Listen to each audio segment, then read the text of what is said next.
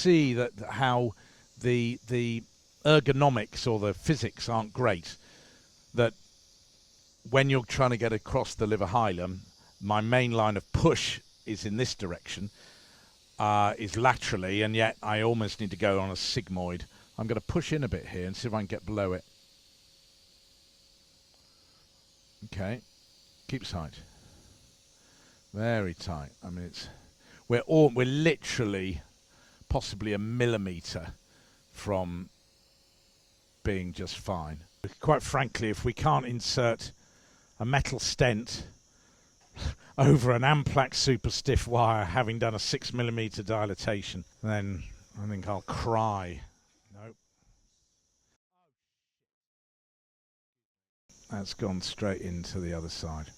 Okay, so what we're going to do is we're going to leave that wire where it is. We're going to come out and we're just going to put this stent into the right anterior. There's just a chance that it may actually ironically stabilize it. Screen, please. And we're going to see if I can just drive a stent into the right anterior here. And then we'll just see if we can do with anything on the left. Okay, so nicely in the right there. Thank you. Come down just to sniff, please. Keep going, keep going. Keep going, keep going. Keep going, keep going. Okay, perfect. So that is perfect. So in one side, perfectly. Now, let's now have another uncovered, 10 centimetre.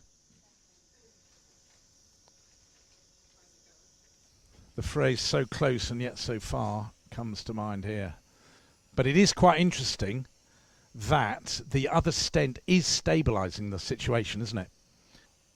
You can see that we are so close. I think what we'll try is just a chance that, because when you deploy these stents, they get carried forward a centimetre or so, just a chance that that might happen. Go on, why don't you keep going? Hey, yeah!